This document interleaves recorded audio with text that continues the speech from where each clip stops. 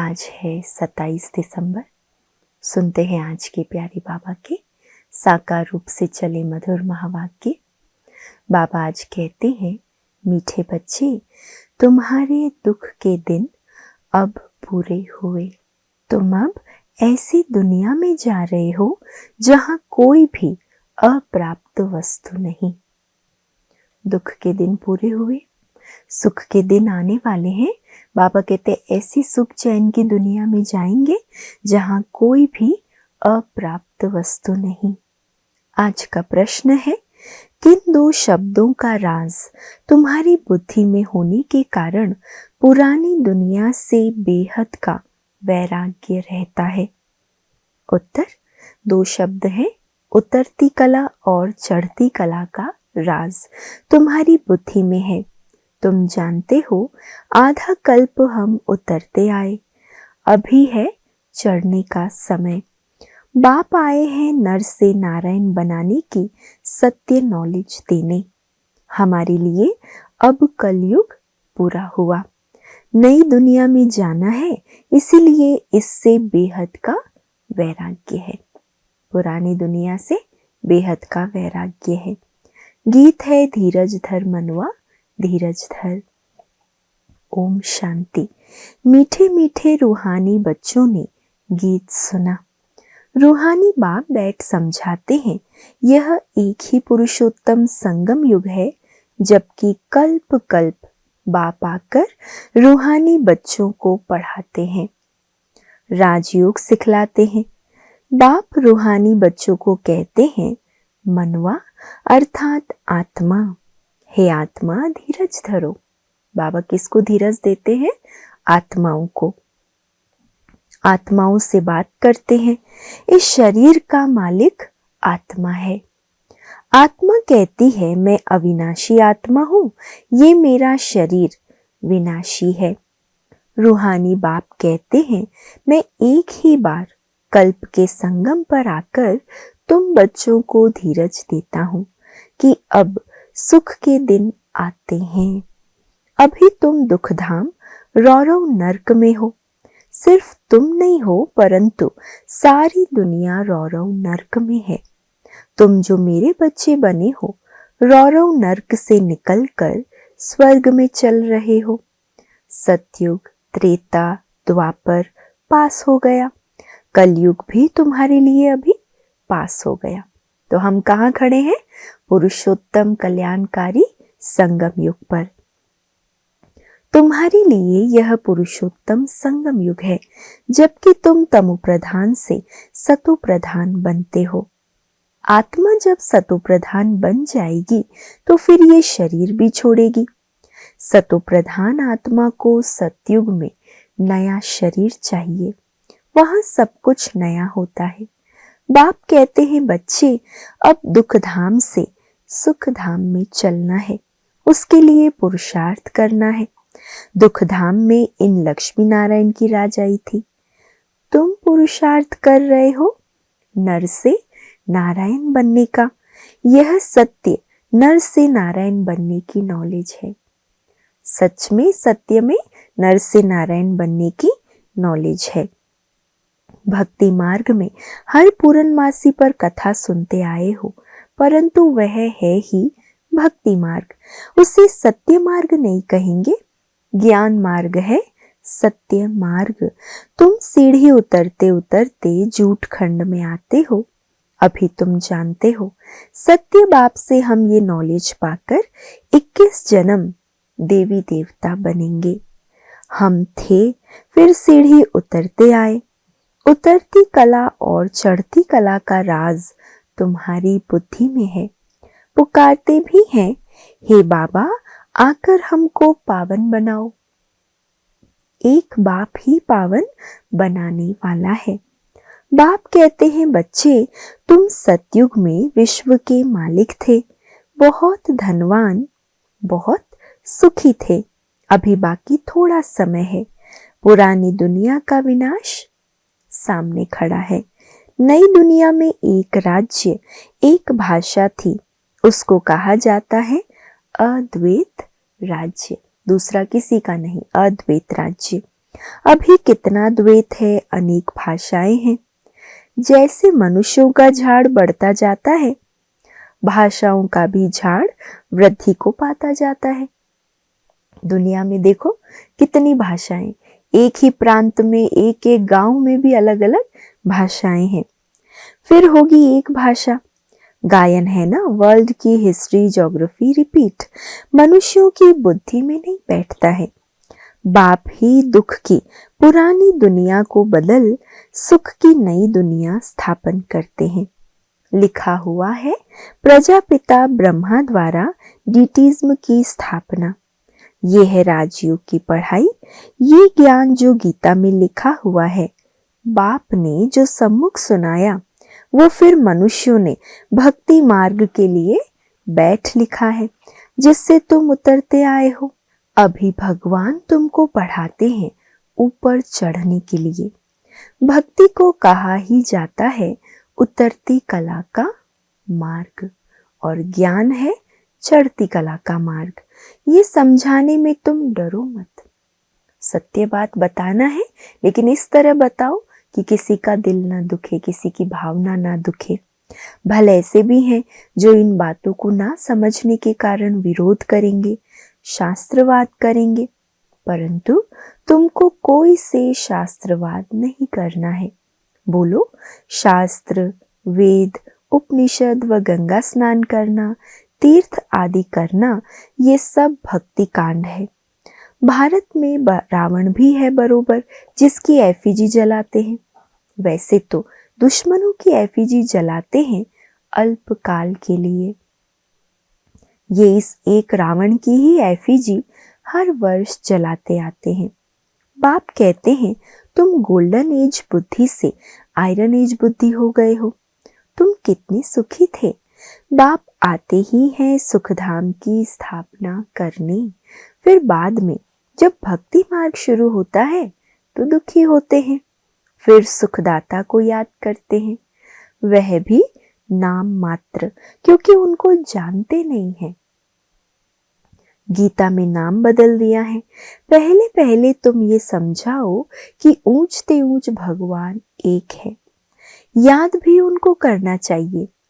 एक को याद करना, उसको ही अव्यभिचारी याद, अव्यभिचारी ज्ञान कहा जाता है। तुम अभी ब्राह्मण बने हो तो भक्ति नहीं करते हो, तुमको ज्ञान है। बाप पढ़ाते हैं जिससे हम ये देवता बनते हैं। दैवी गुण भी धारण करने हैं। देवता पद पाना माना पहले हमें दैवी गुण धारण करने हैं। इसीलिए बाबा कहते हैं अपना चार्ट रखो तो मालूम पड़ेगा हमारे में कोई आसुरी गुण तो नहीं है। देह अभिमान है पहला अवगुण। फिर दुश्मन है काम। काम पर जीत पाने से ही तुम जगत जीत बनेंगे। तुम्हारा उद्देश्य ही ये है। इन लक्ष्मी नारायण के राज्य में कोई अनेक धर्म नहीं थे। सतयुग में देवताओं का ही राज्य होता है। मनुष्य होते हैं कलयुग में।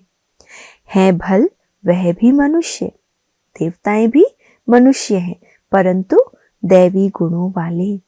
इस समय सब मनुष्य हैं आसुरी गुणों वाले। सतयुग में काम महाशत्रु होता नहीं। बाप कहते हैं इस काम महाशत्रु पर जीत पाने से तुम जगत जीत बनेंगे। वहां रावण होता नहीं, ये भी मनुष्य समझ नहीं सकते। गोल्डन एज से उतरते उतरते तमो प्रधान बुद्धि बनी है। अब फिर सतो प्रधान बनना है। उसके लिए एक ही दवाई मिलती है।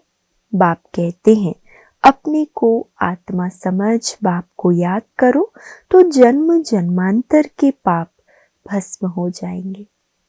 कौन सी दवाई है एक ही? सतो प्रधान बनने की दवाई है अपने को आत्मा समझ बाप को याद करना।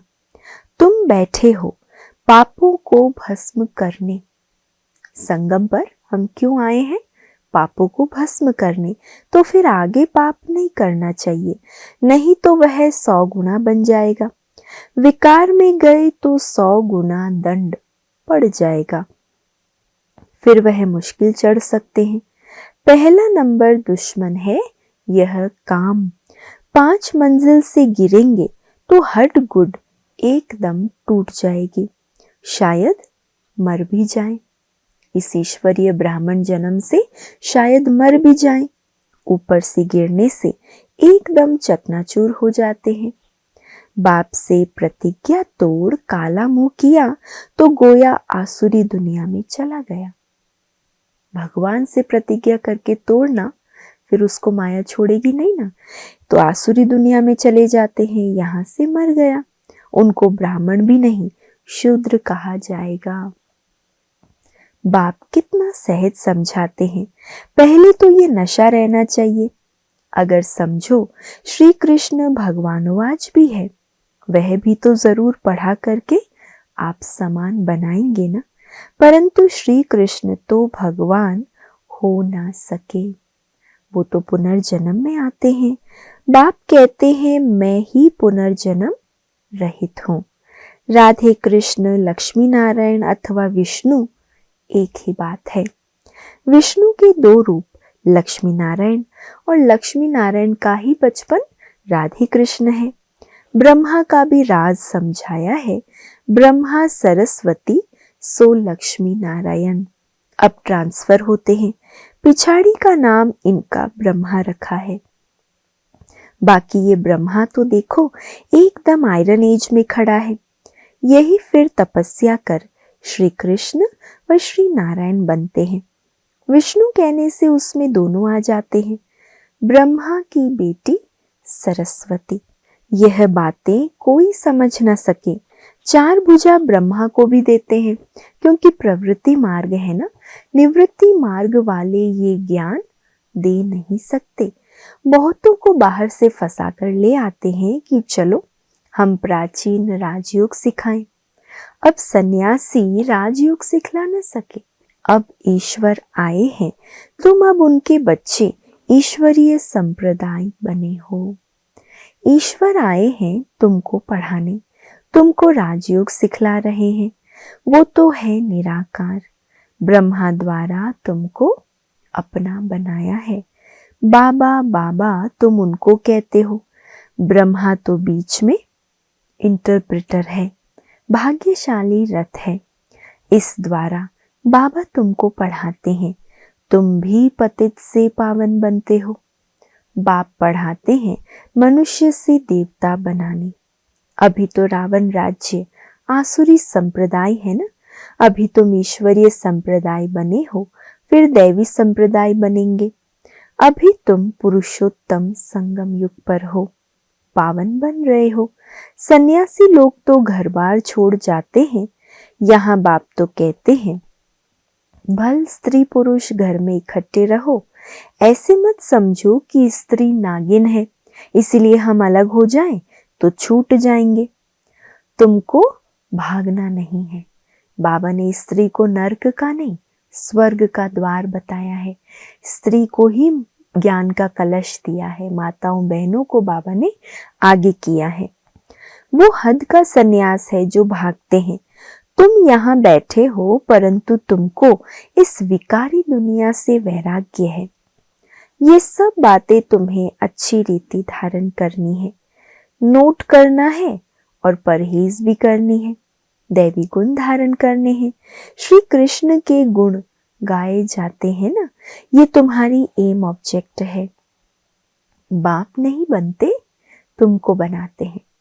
लक्ष्मी नारायण बाबा हम बच्चों को बनाते हैं। फिर आधा कल्प के बाद तुम नीचे उतरते तमो प्रधान बनते हो। मैं नहीं बनता हूं, ये बनते हैं। 84 जन्म भी इसने लिए हैं। इनको भी अभी सतो प्रधान बनना है। ये पुरुषार्थी है। नई दुनिया को सतो प्रधान कहेंगे। हर एक चीज पहले सतो प्रधान, फिर सतो रजो तमो में आती है। छोटे बच्चे को भी महात्मा कहा जाता है, क्योंकि उनमें विकार नहीं होते, इसीलिए उनको फूल कहा जाता है। सन्यासियों से छोटे बच्चों को उत्तम कहेंगे, क्योंकि संपूर्ण पवित्र है ना छोटे बच्चे। सन्यासी तो फिर भी लाइफ पास कराते हैं ना, 5 विकारों का अनुभव है। बच्चों को तो पता नहीं रहता, इसीलिए बच्चों को देख खुशी होती है। चैतन्य फूल है, अपना तो है ही प्रवृत्ति मार्ग। अभी तुम बच्चों को इस पुरानी दुनिया से नई दुनिया में जाना है। अमर लोक में चलने के लिए तुम सब पुरुषार्थ करते हो, मृत्यु लोक से ट्रांसफर होते हो। देवता बनना है तो उसके लिए अब मेहनत करनी पड़े। प्रजापिता ब्रह्मा के बच्चे भाई बहन हो जाते हैं। भाई बहन तो थे ना, प्रजापिता ब्रह्मा की औलाद आपस में क्या ठहरे। प्रजापिता ब्रह्मा गाया जाता है, जब तक प्रजापिता का बच्चा ना बने सृष्टि की रचना कैसे हो। प्रजापिता ब्रह्मा के हैं सब रूहानी बच्चे, वह ब्राह्मण होते हैं जिस्मानी यात्रा वाले, तुम हो रूहानी यात्रा वाले। वह पतित और तुम पावन। वह कोई प्रजापिता की संतान नहीं, ये तुम समझते हो। भाई बहन जब समझे तब विकार में ना जाएं।